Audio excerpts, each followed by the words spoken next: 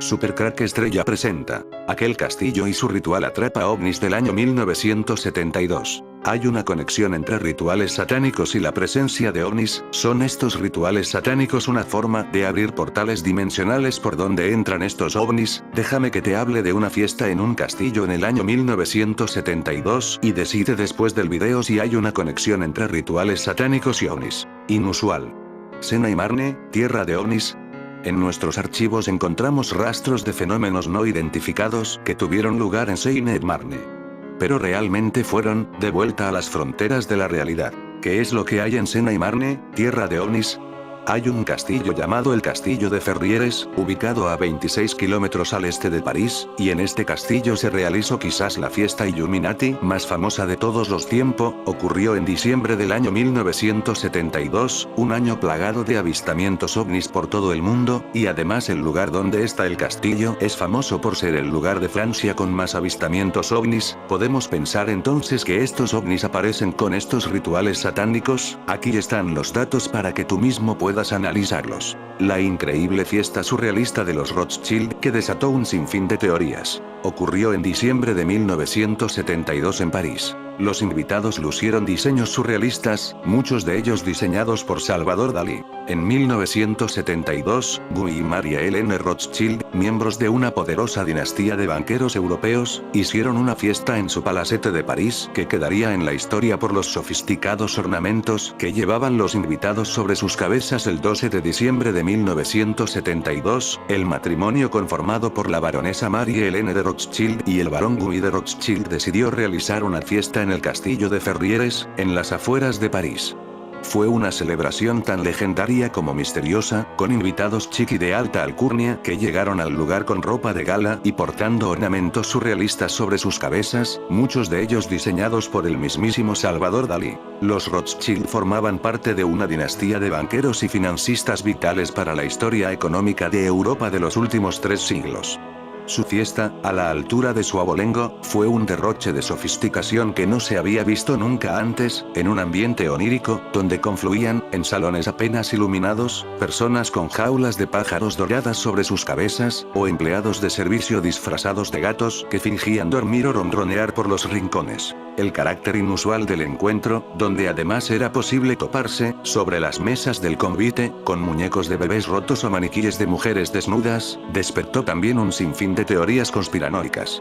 Mucho más, teniendo en cuenta que la familia Rothschild fue por siglos el centro de otras conjeturas francamente delirantes que los vinculaban a supuestas sociedades secretas interesadas en dominar al mundo. Lo cierto es que, ya sea por las fantasías que despertó su existencia o por el apellido de sus anfitriones, la fiesta en el castillo de Guy y Maria Helene de Rothschild, bautizada como Diner de Tetes Surrealiste, cena de cabezas surrealistas, quedaría para siempre en la historia de la aristocracia francesa. Una invitación para ver en un espejo solo la creme de la sociedad parisina de entonces recibió la invitación para la fiesta de los Rothschild de aquel diciembre de 1972. La tarjeta de acceso a la cena tenía un fondo de cielo celeste con algunas nubes, al estilo de una pintura de René Magritte. Para leer las instrucciones de asistencia había que ver la tarjeta reflejada en un espejo. Corbata negra, vestidos largos y cabezas surrealistas, decían unas prolijas letras manuscritas en negro. El texto también precisaba el lugar y el día de la celebración. Un martes, los millonarios no necesitan esperar al fin de semana, y conminaba a los receptores de la tarjeta a responder a la invitación con la distinguida sigla que se extendió de Francia al mundo. RSVP, responder s'il vous plaît, responda, por favor. Los Illuminati realizan fiestas muy especiales, estamos hablando de rituales, ceremonias etc. en donde abunda la simbología, las doctrinas secretas, la magia negra, el satanismo y otras muchas prácticas ocultistas, que proceden a la vez de las escuelas de misterios de Egipto, Babilonia, Sumeria, Roma y Grecia.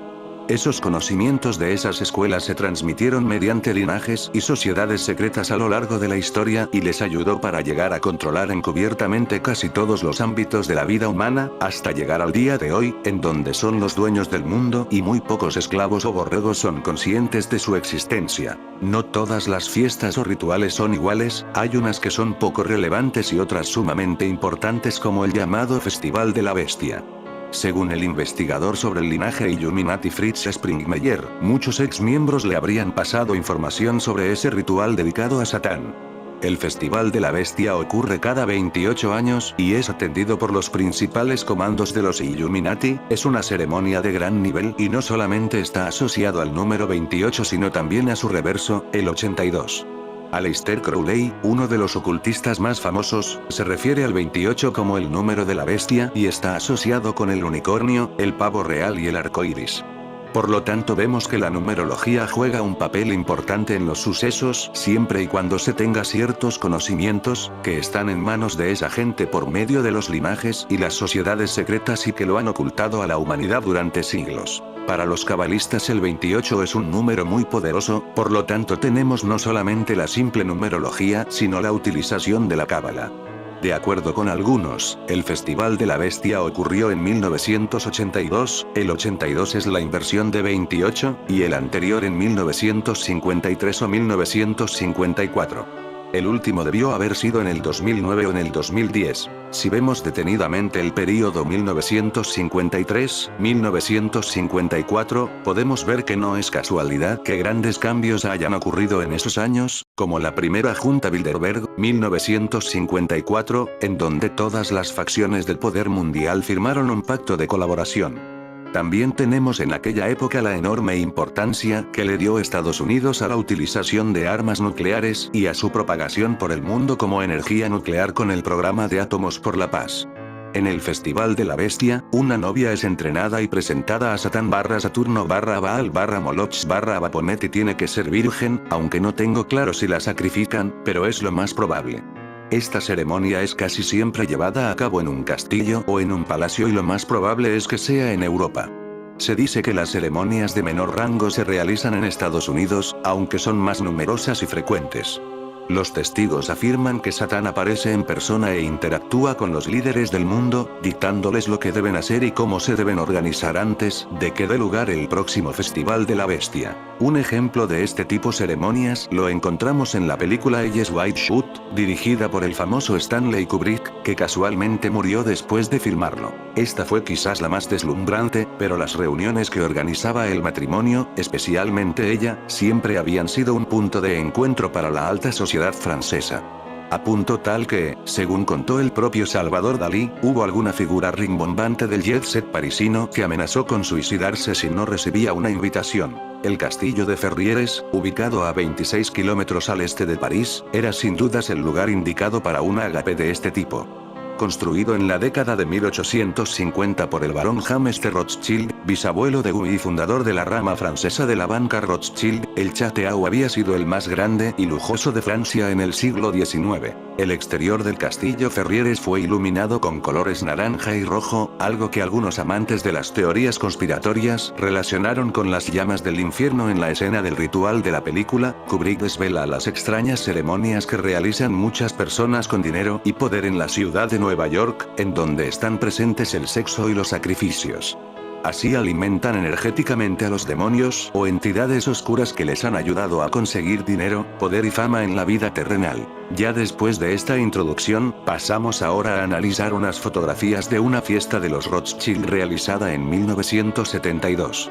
Recordemos que los Rothschild dentro de los Illuminati son los que tienen el poder financiero, como mínimo, también son una familia de origen judío askenazí y a la vez satánicos. Además, fueron financiadores de todos los bandos en las guerras mundiales. Las fotografías de la fiesta de los Rothschild en el castillo de Ferrières fueron subtraídas de un blog de arte europeo y no de ninguna página de conspiración. Las fotografías exponen una reunión satánica y ocultista en donde se muestran a las personas más poderosas del mundo, los de la realeza europea, los banqueros y las actrices MK Ultra. Las fotos son de la casa Rothschild francesa, comandada por el barón Guy de Rothschild.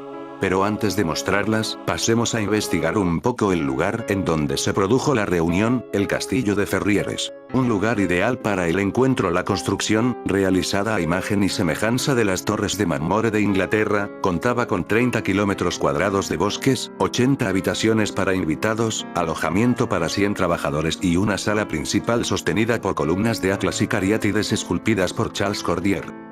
Como detalle de su sofisticación, la cocina estaba separada del edificio principal, y para que la comida llegara caliente al comedor, había un tren subterráneo que la transportaba hasta el Chateau. El palacete fue tomado por los nazis durante la ocupación de Francia en la Segunda Guerra Mundial, y luego permaneció vacío hasta que, en 1959, el flamante matrimonio de Marie-Hélène y Guy, se habían casado en 1957, lo recuperó. Ella fue la encargada de renovarlo y convertirlo en un lugar de encuentro para la aristocracia local y para sus amigos artistas como Grace Kelly, Yves Saint Laurent, Salvador Dalí, Brigitte Bardot o Audrey Hepburn. El castillo de Ferrières está localizado en la ciudad de Ferrières-en-Brie, en la región de Seine-et-Marne, Francia. Fue construido entre 1855 y 1859 por el barón James de Rothschild. Durante la Guerra Franco-Prusiana, 1870-1871, la propiedad fue ocupada por los alemanes, en donde fue el lugar de negociaciones entre Otto von Bismarck, canciller de la Federación Alemana del Norte, y el ministro de Negocios Extranjeros francés, Jules Favre. ¿No pudo haber sido en otro lugar? ¿Por qué tuvo que ser un castillo de los Rothschild? ¿No será que los dos bandos enfrentados se reunieron con los Rothschild para recibir financiamiento? Hace unos años esta teoría pudo parecer absurda, pero hoy en día, en donde han salido a la luz gracias a Internet el historial de los Rothschild en el panorama mundial, no es de extrañar. Luego los alemanes regresaron al castillo durante la ocupación de Francia en la Segunda Guerra Mundial y saquearon sus importantes colecciones de arte. Tras el conflicto, el castillo permaneció desocupado hasta 1959, cuando Guy de Rothschild y su esposa, la baronesa Marie-Hélène de Rothschild quisieron renovarlo. La renovación que le hicieron al castillo hizo que se convirtiera en un lugar de encuentro entre la nobleza europea y las estrellas de Hollywood.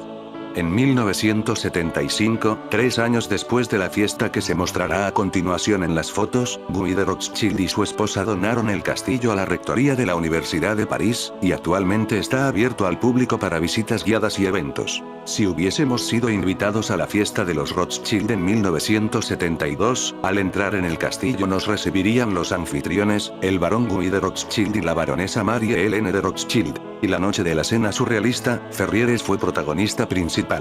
Iluminado de tonos naranjas y rojos, la fachada neorrenacentista del edificio parecía estar envuelta en llamas.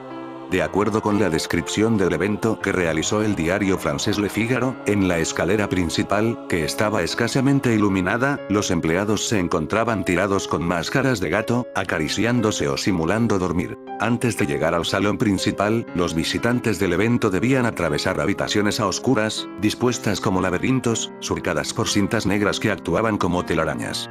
Si alguien se perdía en el camino al banquete principal, podía pedir auxilio a alguno de los sirvientes felinos, que reconducirían con gusto al extraviado a su destino. Como vemos, Marie-Hélène de Rothschild lleva la cabeza de Baphomet, que a la vez fue adorado por los caballeros templarios y que después sería adorado por satanistas y masones. Cabe decir que Saturno es planeta regente del signo de Capricornio, cuyo emblema es una cabra. El historiador masónico Manly P. Hall dijo que Pan, el famoso dios mitad cabra y mitad humano, es un símbolo de Saturno. Por lo tanto podríamos decir que Pan y Baphomet están muy relacionados, además de que son muy parecidos ya que tienen los mismos patrones en el sentido de que son deidades con cuernos y son mitad humano y mitad animal cornudo. Por lo tanto, Pan y Baphomet son símbolos de Saturno. Y de ahí viene el satanismo, Satán/Saturno. Es interesante ver la máscara tan elaborada del hombre que está al lado de la baronesa en la foto de arriba. Esto es claramente una alusión al trastorno de personalidad múltiple que sufren desde pequeños las personas que están involucradas en el satanismo de alto nivel de la élite Illuminati. El trastorno de personalidad múltiple es provocado por un trauma muy fuerte desde pequeño. El trauma que sufren es tan fuerte que la propia mente crea como un compartimiento para salir del dolor, pero eso tiene como consecuencia la creación de otra personalidad en el sujeto, aunque hay teorías que dicen que no es que se crea otra personalidad, sino que se te meten demonios. Esa doble personalidad sirve para ser controlado más fácilmente por la élite. Esa personalidad puede guardar secretos gubernamentales, mensajes, experiencias de abusos sexuales y sacrificios, etc. sin que la otra personalidad original del sujeto sea consciente de ello. Básicamente es una programación o control mental. Esto se supo gracias al descubrimiento del antiguo proyecto MKUltra de la CIA, un proyecto que utilizaba el mismo procedimiento de crear traumas y esclavos mentales. Y no solo eso, también algunas esclavas de la élite han salido de la hipnosis y se han rebelado contra sus amos contando sus testimonios al público. Entre las más famosas podemos encontrar a Arizona Wilder, Katy O'Brien, Brice Taylor y Cisco Weller. Eso sin contar a los famosos del cine y de la televisión, en donde debe abundar el control mental. Esto nos lleva a las siguientes fotos. Cabezas surrealistas. Guy de Rothschild, con una imitación de naturaleza muerta aplastada sobre cabeza y su mujer, Marie Helene, eran, como corresponde, quienes recibían a los participantes de la fiesta una vez que habían superado todos los obstáculos. La anfitriona llevaba en su rostro una máscara de reno de cuyos ojos salían lágrimas hechas con diamantes. La figura del animal que cubría la cara de la baronesa se completaba con unos cuernos dorados que parecían salir de su cabeza y se elevaban unos 40 centímetros. Parte importante de la gracia de este encuentro de cabezas surrealistas se relacionaba con los ornamentos que debían llevar sobre sus hombros los huéspedes de esa noche. En este sentido, la actriz Audrey Hepburn ingresó al lugar con una jaula de pájaros dorada en la cabeza, con la pequeña puerta abierta para que pudiera verse completa su cara. Otra mujer más allá llevaba una vincha con hojas de la que colgaba una manzana verde que le cubría parte del rostro, tal como la imagen del cuadro El Hijo del Hombre, del mencionado Magritte. Entre las fotos que sobrevivieron a esa noche también es posible observar al propio Salvador Dalí, el curador de la fiesta, elegante, pero sin nada en la cabeza, acompañado de una mujer con una corona de flores entrelazadas en su cabellera blonda. Detrás de ellos se ve una gigantografía de la pintura del artista, cuyo extenso nombre es Retrato de Mae West, que puede utilizarse como apartamento surrealista. En la primera foto vemos a la famosa actriz de Hollywood Audrey Hepburn con un disfraz que hace apología a la prisión mental. Seguramente ella era MK Ultra al igual que Marilyn Monroe. La otra foto también muestra a una chica con una jaula de pájaros parecida a la de Audrey. Parece ser que es una simbología del control mental que sufren. La foto de arriba también muestra una apología al trastorno de personalidad múltiple. Vemos disfraces muy parecidos a la escena de la película de Kubrick, aunque eso sí, parecen más elaborados y con más simbolismo. Foto de una maniquí femenina, ¿qué sentido tiene poner eso en una fiesta de tal categoría? Si se sabe el simbolismo que esta gente maneja, se sospecharía que representa a la chica virgen de los rituales, que será dada a las entidades oscuras, o podría ser la que sufriría los abusos y las torturas, o las dos cosas. Una joven con un gramófono a modo de sombrero, hombres con las caras pintadas a rayas blancas y negras, una máscara con la figura fragmentada de la Mona Lisa, o una muchacha con una muñeca de melena rubia sobre su propia cabeza, fueron otras de las postales rescatadas de la surreal cita nocturna. Como no podía ser de otra manera, entre la centena de invitados a la cena, había una argentina, la pintora Leonor Fini, que con su obra, surrealista y despojada de prejuicios, se había ganado un lugar en el mundo del arte parisino. El menú del agasajo cuadraba también con el estilo del evento. Los nombres de los platos sugerían que podía tratarse de cualquier cosa. Sopa extra lúcida, embrollo de cadáver exquisito, Lady Sir lomo o tubérculos en locura, entre otras cosas, era lo que se ofrecía para la cena, de acuerdo con la carta rescatada para la posteridad por algún comensal. 3 años después de realizada la fiesta, el matrimonio Rothschild donó el castillo a la Universidad de París y se fue a vivir a una casona que había construido en el bosque circundante. Pero los ecos de la celebración se prolongaron por muchos años más y también las conjeturas sobre lo que pudo haber pasado allí. Otras fiestas similares hechas tiempo después en Nueva York, bautizadas como Illuminati Ball, e incluso la película de Stanley Kubrick del año 1999, Ojos bien cerrados, que reproducía parcialmente el clima de la cena de las cabezas surreales, pero con una marcada inclinación hacia el erotismo, incentivaron todavía más las leyendas sobre aquella noche del Chateau Ferrieres. En 2016, la periodista Sarah Jacob estuvo presente en una de las fiestas inspiradas en la gala parisina y se dedicó al estudio del tema. En un artículo publicado en la revista Business Insider, donde narró su experiencia, ella comentó los símbolos que había en Ferrieres y la interpretación que hicieron de ellos de los teóricos de las conspiraciones, que conectaron a los Rothschild con los Illuminati. Se colocaron muñecos desmembrados en las mesas, supuestamente para representar sacrificios humanos, y el exterior del castillo se iluminó con un rojo brillante, lo que simbolizaba los rituales satánicos que debían realizarse en el interior, señaló la periodista. Sobre las las disparatadas versiones que circularon a través de los años. Como vemos en esta última foto, el disfraz de esta señora es un claro ejemplo que esas personas adoran y hacen reverencia al episodio del triunfo de la serpiente. Estamos hablando del episodio de la caída del hombre, que pertenece a la Biblia y a muchas otras culturas alrededor del mundo con sus distintas versiones.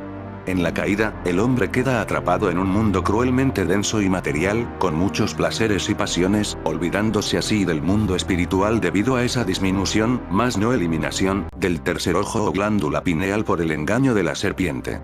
Podríamos decir que la manzana representa la materia que impide ver al hombre los reinos o dimensiones espirituales. Aunque claramente pueden haber otras teorías muy interesantes. La cálida noche de diciembre de 1972 derrama el brillo de las estrellas sobre 3 arroyos. En una quinta en las afueras de la ciudad el cuidador toma mate, acompañado de una gata y un perro. Es una noche como todas las demás, hasta que irrumpe un enorme disco volador que despide chispas. Ventura Maceiras, de 73 años, no se asusta. Ya ha visto algo parecido antes. Pero este plato es más grande, tiene ventanas, y el hombre, que no ha soltado el mate, mira por allí. Lo que ve lo asombra, y ha sido tema de discusión durante mucho tiempo por parte de los investigadores del fenómeno ovni. ¿Qué pasó con este caso? ¿Hubo un encuentro real o fue un invento de principio a fin? ¿O Maceiras lo soñó? Quizás fue un poco de todo, quizás este suceso ocurrido el 30 de diciembre de 1972 sea clave para entender nuevas teorías con respecto a la naturaleza de los platos voladores. El relato de Maceiras aparece contado en primera persona en la edición La Voz del Pueblo del 12 de enero de 1973. El día anterior se había publicado en el diario un recuadro donde comentábamos que recién en ese momento el avistamiento había tomado estado público. Como curiosidad, se menciona un segundo testigo, que nunca apareció. En la ruta de los platos voladores aquel viernes 12 los lectores de La Voz del Pueblo se encontraron con una entrevista a Ventura Maceiras titulada 3 arroyos en la ruta y punto de escala de platos voladores. El periodista cuenta que se trasladó al lugar de los hechos, una quinta a la vera del arroyo Orellano, propiedad de Alberto Rupel. Allí el septuagenario relata la singular experiencia vivida, como afirma la bajada de la nota. Primero, Maceiras relata que unos 20 años atrás, cuando Perón todavía estaba en el gobierno, había visto un plato volador en Río Negro, que provocaba un fuerte zumbido. Enseguida vuelve al presente y cuenta que luego de terminar de cenar se puso a tomar mate bajo los eucaliptos, junto a la casa. Eran las 22:30 del 30 de diciembre cuando volvió a sentir un zumbido como aquel en Río Negro. Allí, sobre mi cabeza, tocando las puntas de los eucaliptus, vi un aparato de unos 15 metros de circunferencia y con grandes ventanillas. El plato tenía un anillo que giraba desprendiendo chispas. Continúa. Miré el interior, todo iluminado y con muchos instrumentos. Se notaba una bandera con un dibujo y signos en las paredes. Hice señas y grité. El plato se inclinó y pude ver que llevaba a 2 personas vestidas con escafandras. La visión fue breve, de 1 minuto o menos. El plato se bamboleó, cuenta Maceiras, y los que iban en su interior me observaron. El investigador Pedro Romaniuk, que difundió el caso en la revista española Extended, también entrevistó al testigo y agrega otro dato. La primera reacción del testigo al ver al tripulante no fue de miedo en ningún momento, sino que levantó el brazo con el mate, invitando a gritos al tripulante a que bajara a tomar mate con él. Después vio al segundo tripulante. Luego el aparato salió disparado hacia el este y en el aire quedó un fuerte olor a azufre. Al día siguiente el hombre encontró que las puntas de los árboles estaban chamuscadas. El diario cierra la nota mencionando el privilegio de que en 3 arroyos los platos voladores aparezcan con tanta frecuencia. Un caballito de mar. Pero Maceiras habló más. Ya se mencionó a Romaniuk. También lo hizo con el famoso ovnílogo Fabio Serpa, quien publicó una reseña en su revista Cuarta Dimensión. En ambas entrevistas dio más detalles de lo que vio por las ventanas, y afirmó que la bandera que colgaba dentro de la presunta nave tenía un emblema, un hipocampo coronado. Pero lo más importante es algo que menciona Romaniuk. Cuando el plato volador se inclinó, lanzó hacia el testigo un potente rayo de luz que lo encegueció y que también dio en los animales que lo acompañaban. En los días que siguieron este haz luminoso provocó varios efectos físicos en Maceiras. Dolor de cabeza, diarrea, náuseas, caída del cabello, dificultad para hablar. En cuanto a los animales, la gata apareció tiempo después, con el pelo quemado. Maceiras luego aseguró que tras varios días de sentirse enfermo tuvo una especie de rejuvenecimiento. Le habrían vuelto a crecer algunos dientes y el pelo, y su vista había mejorado. Del planeta Prunio. El siguiente gran acontecimiento tuvo lugar en febrero de 1973. El 24, en pleno día, Maceiras se encontró en la entrada de la quinta a un individuo de gran estatura, cabellos ondulados, ojos achinados, que vestía un enterizo con un cinto del que pendía una pequeña caja con botoneras. El ser se presentó como uno de los tripulantes del plato volador que había pasado por allí en diciembre. Dijo que se llamaba Arnoil y provenía del planeta Prunio. Después de una larga charla con el cuidador de la quinta, Arnoil apretó unos botones y desapareció. Ventura Maceiras, un hombre analfabeto y sin televisión, comenzó de golpe, tras esos sucesos, a mostrar delante de quien quisiera oírlo sus conocimientos sobre astronáutica extraterrestre, astronomía, poesía. Y afirmaba que el mundo va camino a la destrucción. Impresión. ¿Qué fue lo que ocurrió esa noche de diciembre del 72 y esa tarde de febrero del año siguiente? Para los investigadores contemporáneos del evento, con excepción de Romaniuk, que le creía en todo, Maceiras sí vio un ovni, pero era imposible que hubiera contemplado su interior con tanto detalle. En eso mentía. Y el encuentro con Arnoil, o bien era inventado o bien un tresarroyense que había leído la nota en el diario se disfrazó para jugarle una broma a un septuagenario. Romaniuk dijo que quizás Maceiras vio una proyección mental. Mucho más acá en el tiempo, en 2019, el investigador español José Antonio Caravaca mencionó el caso en su libro Distorsión, una teoría explicativa. Caravaca afirma que la participación de la mente del testigo es esencial e ineludible en la fabricación de las experiencias de encuentros cercanos con ovnis. Y según su teoría de la distorsión, el verdadero Big Bang de los encuentros cercanos con ovnis es la mente del testigo, aunque exista un estímulo externo real.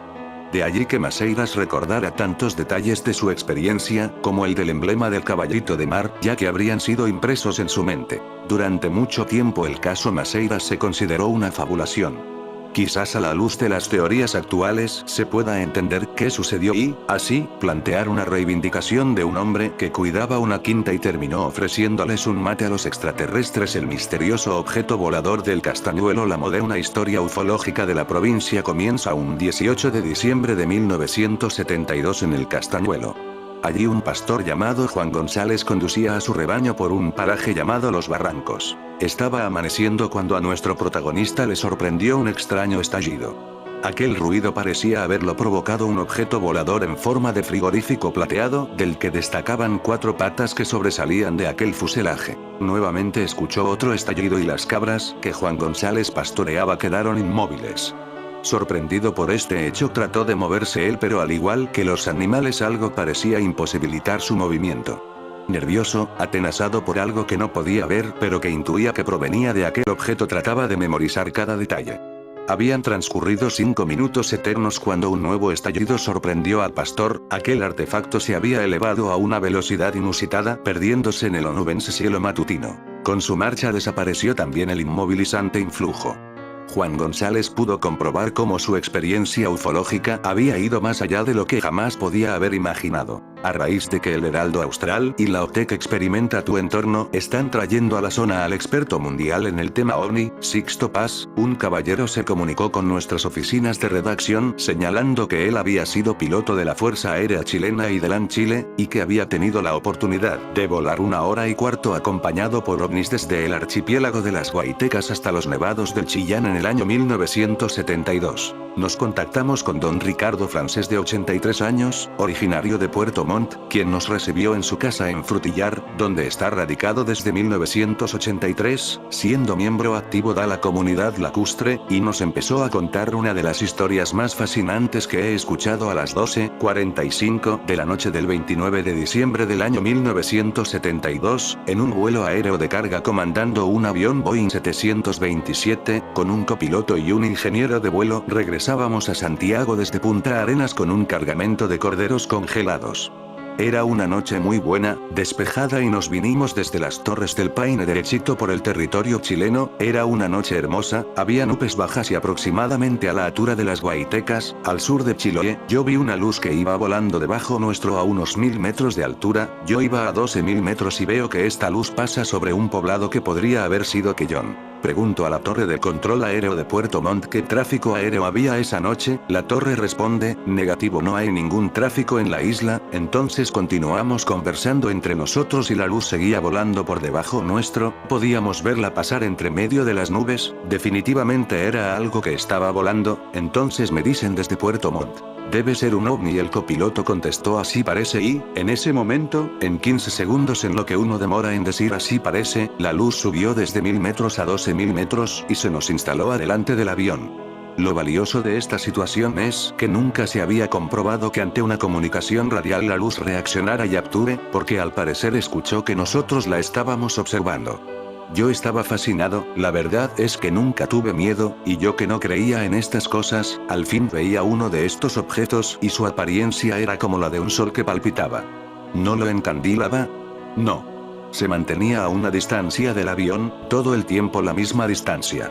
Se instaló ahí y yo ladeé el avión con la intención de meternos a la luz, y el ingeniero de vuelo me dijo: don Ricardo, no siga, se apagó el radar. Hasta ese momento en el radar veíamos toda la isla de Chiloé, el seno de Reloncaví, y se distinguía perfectamente Puerto Montt, y justo, en ese momento se apagó. Estábamos muy entusiasmados, el copiloto transmitía como si fuera comentarista de fútbol, contando todo lo que estaba viendo a la torre en Puerto Montt. De repente la luz que latía como un sol, yo observé con mi reloj que los pulsos se producían cada 3 a 4 segundos, volaba con nosotros, exactamente a la misma velocidad porque nunca pudimos acercarnos, y en eso se desparrama en montones de luces que luego se dispersan y desaparecen para todos lados.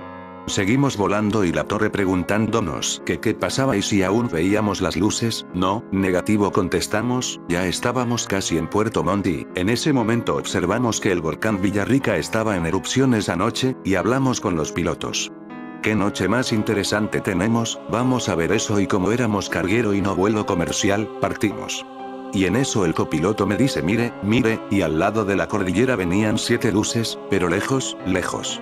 Después se juntaron y quedaron 5, y empezó un show de prende y apaga entre todas ellas que estaban alineadas, y el copiloto transmitía todos los movimientos totalmente entusiasmado y yo disfrutaba del espectáculo. De hecho nos olvidamos del volcán y su erupción. Al final, las luces se juntaron en una sola luz a la altura de Chillán, y se retiró hacia la Argentina. Posteriormente, 2 días después supimos por la prensa chilena que esa misma noche en Argentina como las 1:30, pasó una luz rasante sobre una carretera. Todo esto está totalmente documentado en Argentina y también en algunos medios chilenos, y paralizó los motores de todos los vehículos que iban a Tandil, base aérea muy importante de ese país. Don Ricardo nos contó que pocas veces ha contado esta historia porque siempre se tomaba para la chacota, pero a mis 83 años, ya no tengo nada que perder, concluyó. Es una pregunta tan antigua como el tiempo. ¿Estamos realmente solos en el universo?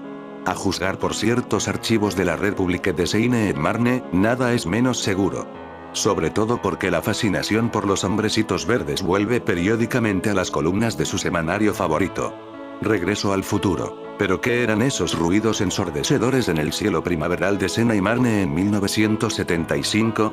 En aquel momento, extraños estallidos supersónicos preocuparon a la población y atrajeron la atención de los entusiastas, especialistas de fenómenos inexplicables. En el número del 14 de abril de 1975, la sección Nuestros lectores nos escriben, da la palabra al señor Enequín, de Ricky. En una columna titulada Supersonic Banks OVNI, este último cuestiona un artículo publicado la semana anterior sobre una serie de violentas explosiones que despiertan Seine-et-Marne en mitad de la noche. Quien explica mostrar un gran interés por las cuestiones aeroespaciales cree que no se trata de dispositivos militares, como prevé luego el semanario. Dada la práctica ausencia de información en la prensa parisina, parece que el fenómeno ha superado solo ligeramente el límite occidental del departamento de Seine-et-Marne. Para los aviones de combate de la generación 1960-70, F-104, Phantom, Lightning, Mirage, etc., se necesitan 3 minutos a velocidad sónica para cubrir tal área. Antes de cuestionar, seguro de su hecho, ¿qué tuvieron que hacer en esta región, durante 5 horas, cuando su autonomía es de solo 3 horas 30 minutos a 4 horas como máximo? ¿Qué obstinación entre sus pilotos? Para él, no hay duda, desde hace mucho tiempo en el cielo de nuestro querido planeta suceden cosas que nuestra ciencia no puede explicar, y nuestra razón tiene muchas dificultades para admitir. Acabo de enterarme de fenómenos de carácter típicamente ovni que se han producido recientemente en nuestro departamento, en particular en la zona de Châtelet-en-Brie. Una luz verde. Si el lector invita a quien presencia un extraño fenómeno aéreo meteorológico a avisar a la delegación local del Grupo Internacional de Investigación Ufológica Lumière dans la Nuit, situada entonces en el número 20 de la Rue des Lateux, en Eriquy, la verdad está en otra parte. Para nuestros colegas de entonces, nos convencimos de que la hipótesis de las maniobras aéreas era la única válida, aseguran. El tema habría sido los intentos de penetración en el territorio nacional por parte de aviones extranjeros, cuyo papel habría sido desempeñado por aviones franceses con base en el norte y el este de Francia. Según el periódico, el ejercicio militar secreto duró 48 horas y movilizó menos de 10 aviones. Pero una semana después, un inserto al final de la página titulado Luz en la noche, trajo nuevos elementos y una conclusión menos científica. France Inter anunció el sábado que los pilotos habían visto, la noche anterior, un objeto volador caer al suelo no lejos de Orly, informaron los periodistas. Y continúa. El viernes por la tarde, hacia las 20:55 horas, recogimos en particular el testimonio de dos Mauretaniens que pudieron ver, de hecho, una luz verde que compararon con un cohete de fuegos artificiales. Esta luz cruzó el cielo en el más completo silencio. Uno de ellos distinguía, junto a la luz verde, otras luces, estas blancas. Al parecer, todo esto no se parece a las luces de posición reglamentarias de un avión. El misterio sigue sin resolverse y el periódico lo entendió bien, concluyendo con sobriedad. No podemos sino preguntarnos si se trata una vez más de la observación de un objeto volador no identificado, en el sentido más estricto del término. Por supuesto, misteriosas figuras geométricas. Casi 20 años después, la fascinación interestelar vuelve al primer plano, y al periódico. Esta vez, los extraterrestres han decidido señalar con el dedo a Mainki y Savigny-le-Temple. Salen objetos voladores no identificados, hola misteriosas figuras geométricas. Estamos entonces a 12 y 19 de julio de 1993. Mientras la serie Expediente Décimo, en las fronteras de la realidad, se prepara para llegar a la pequeña pantalla, varias redacciones reciben una carta firmada por un joven de 15 años de Sesson, informándoles de que han aparecido círculos conectados por pasillos misteriosos. En un campo de trigo en Mainki, nuestros colegas notan claramente el estilo y los errores propios de las adolescentes por excelencia, pero también señalan que el tono y la información proporcionada sugieren una corresponsal mayor. Si la tesis del engaño surge del título del artículo, los extraterrestres tal vez llevaban pantalones cortos, pero tal vez lo noten, las figuras cabalísticas que se extienden a lo largo de más de 50 metros con círculos de unos 15 parecía lo suficientemente fascinante como para atraer a Nicolas Maillard, director del famoso programa Mystères transmitido por TF1, para que viniera personalmente a inspeccionar el lugar. Sobre todo porque Keck y sus colegas parecen haber decidido pasar el comienzo del verano en la región. Una semana después, aterrizaron su platillo volante en Savigny-le-Temple, donde se observaron huellas idénticas a las descubiertas en un campo de Mainki. Pero esta vez, seamos claros, nuestros compañeros ya no lo creen. Después de un irónico Go Grens. David Vincent los vio en Savigny, analizaron. Los ocupas del dedo rígido lamentablemente habían desaparecido. El asunto no merecería atención si los autores del engaño no desplegaran tanta energía en su extraña cosecha. ¿Quién está detrás del engaño? Este es, de hecho, el único misterio de estos asombrosos, si no asombrosos, dibujos. Si hoy el misterio sigue sin resolverse, el artículo propone algunas ideas para intentar dilucidar la génesis de estos geoglifos agrícolas de Nazca. ¿Adolescentes o adultos en busca de sensaciones? ¿O simplemente ufólogos que necesitan publicidad y promoción? De hecho, es sorprendente ver que, en sus casos, fueron los primeros en llegar al terreno. La verdad está en otra parte, seguramente habría concluido el agente Fox Mulder, si la historia hubiera tenido lugar en un episodio de la serie Expediente Décimo. Nuestros colegas prefieren concluir con una advertencia mucho más realista. Recordemos, sin embargo, que la pequeña broma es responsabilidad del Tribunal Penal.